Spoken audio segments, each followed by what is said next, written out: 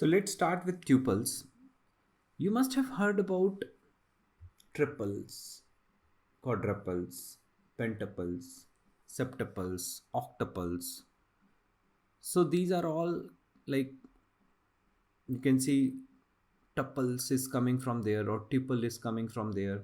So this is kind of sequence of elements, right? So this is all sequence of elements. So if you have, let's say, 1 comma 2 comma 3 comma or maybe 4 comma 5, so you can see these are like sequence of elements, not necessarily in an order.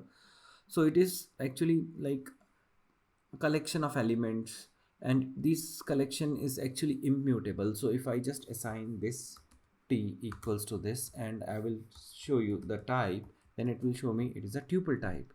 And so many technologies, they make use of tuple. There are many benefits, like very first one is like it is write protected data. So apart from like write protecting the data, it is also very fast data type to iterate through. So that's another reason for using tuples. Now this one is immutable collection. So if I try to modify something, let's say 0th element, I try to modify to, let's say, 3, and if I run it, then it will tell me like this particular object does not support assignment of items.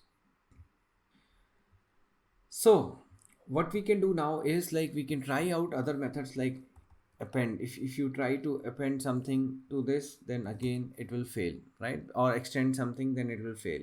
So tuple does not support all these methods, and even like you cannot sort this by using it, right? So I'm trying to sort tuple, it is not possible.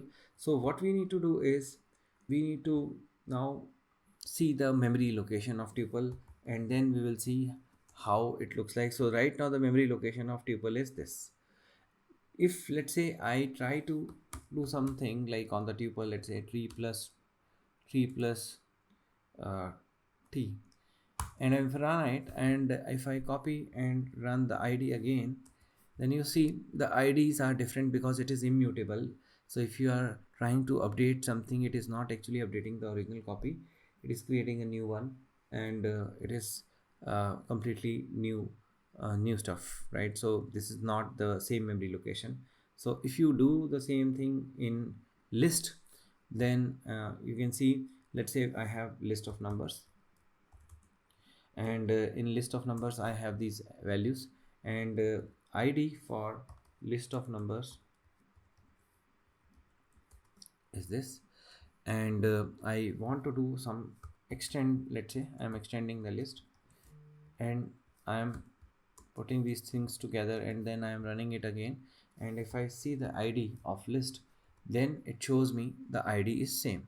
That means list is mutable, but tuple is not mutable, it is immutable, you cannot update, right? So hope you got the idea behind tuple.